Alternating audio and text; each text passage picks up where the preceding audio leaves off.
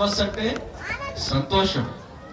Christmas పండుగ రాగానే చిన్నపిల్లలకి ఆనందం మరి విశేషంగా ఉంటుంది. మా స్కిట్లు, మా డాన్సులు, మా ప్రోగ్రామ్స్ అని చెప్పి వాళ్ళు చాలా ఆనందపడతా ఉంటారు. ఆనాడు ప్రజలందరూ కలిగి మహా సంతోషకరమైనటువంటి శుభవర్తమానం మరియా విన్నది. ఫస్ట్ ఆఫ్ ఆల్, పుట్టేటువంటి బాలుడు ప్రపంచ మానవాళి కొరకు ఒక అద్భుతమైనటువంటి వర్తమానాన్ని తీసుకుని వచ్చాడు. యేసుక్రీస్తు ప్రభు వారు పుట్టే టైంలో ఈ రోజు మనం వేసినటువంటి గొంతులు ఆనాడు వారు వేయలేదు. ఈ రోజు మనం చూపించినటువంటి పర్ఫార్మెన్స్ ఏదైతే ఉందో ఆనాడు వారు చూపించలేదు. ఆనాడు స్కిట్లు లేవు. నిజానికి క్రిస్మస్ అంటే ఆనందం. ఆనాడు క్రిస్మస్ లో త్యాగం. గట్టి ఎవరు చెప్పండి, బిగగా చెప్దాం. ఆనాడు క్రిస్మస్ లో ఏం కనిపించింది? త్యాగం. క్రిస్మస్ అనగా నిజానికి త్యాగంతో కూడింది. ఆనాడు వారు త్యాగం చేశారు కాబట్టి ఈరోజు మనకి హ్యాపీ క్రిస్మస్, మేరీ క్రిస్మస్.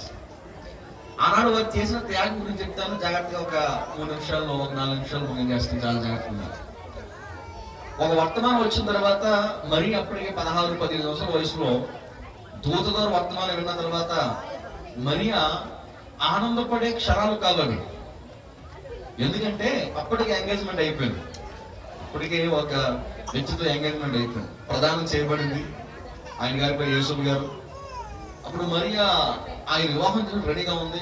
ఒక 1 year లోపు వివాహం చేసుకుంటారు. సాధారణంగా యూదుల యొక్క ఆచారం ప్రకారంగా వివాహానికి ముందు ఎంగేజ్మెంట్ అయిన తర్వాత ఒక 1 year, 1 సంవత్సరం అబ్జర్వేషన్ లో పెడతారనమాట. ఆ టైంలో పురుషుడు తప్పు చేసిన, కాబోతున్న భార్య తప్పు చేసిన శిక్షించారు.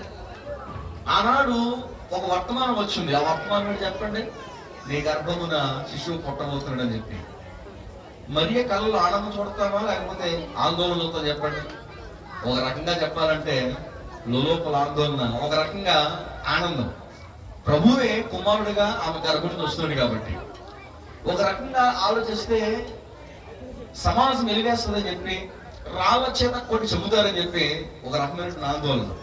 ఆమె త్యాగ జీవితమే ప్రార్థన చేసుకోవచ్చు. ఇది జరిగిపోయింది. తర్వాత మరియ గురించి యేసు విన్న తర్వాత యేసు అనుకుంటాడు, ఈమె చేయకుండా పాపం చేసింది. అయితే అదొకటి మంచి మనసు ఏంటో తెలుసా? కాబోతున్నటువంటి భార్య చేసినటువంటి చేయకుండా పాపం చేసిందని చెప్పి రహస్యంగా విడిచిపెట్టాలని చెప్పి అనుకుంటాడు యేసు గారు. అప్పుడు నీతిమంతుడు ఏంటి, అవమానపరచడం వెళ్ళక రహస్యంగా విడిచిపెట్టాలని చెప్పి యేసు అనుకుంటాడు. అప్పుడు దేవుని దూత ద్వారా దేవుడు మాట్లాడతాడు, నీ మమ్మల్ని చేర్చుకో అని చెప్పి. ఆమె ఏ పాపం చేయలేదు, పరిశుద్ధాత్మ ద్వారా గర్భం దాల్చుకోవడం చెప్పి. అప్పుడు యేసోబు ఏం చేస్తాడంటే ఆమెను చేర్చుకొని ఆమెకు బిడ్డ పుట్టేంత వరకు ఆమెతోనే ఉంటాడు. తను బ్రతికినంత వరకు ఆమెతోనే కాపురం చేస్తాడు. ప్రభు స్తోత్రం చెప్పండి.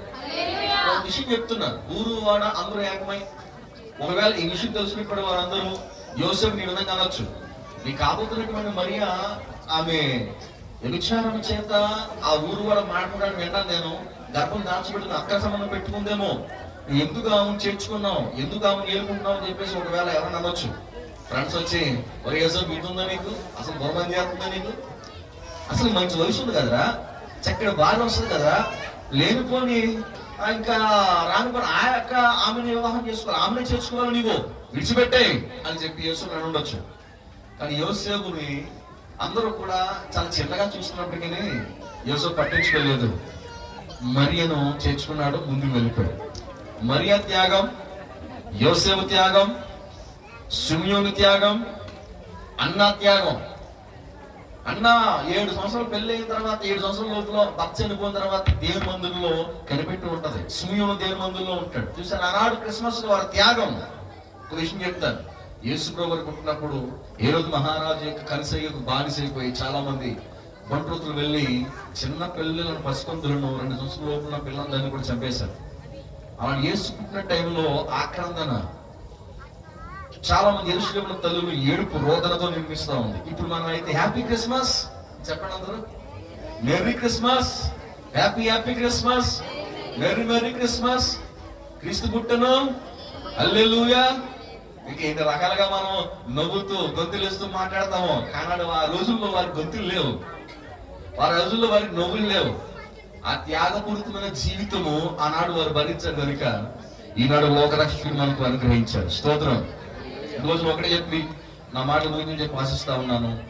యేసును పట్టుకున్నటువంటి వారు త్యాగంతో వారి యొక్క జీవితం, వారి యొక్క లైఫ్ ఎప్పుడు కూడా ఆనందంగా ఉంటుంది. ఒకవైపు త్యాగం చూపిస్తారు, ఒకవైపు ఆనందపడతారు. ఆనాడు వారు అనుభవించారు. ఈ రోజు మనమందరూ కూడా క్రీస్తులో మన త్యాగం కనబడాలి. క్రీస్తు మనకు అందించే రక్షణ విషయంలో మనకు ఆనందం కనబడాలి. ప్రభు మాట దీవించిన గాక. ఆమేన్.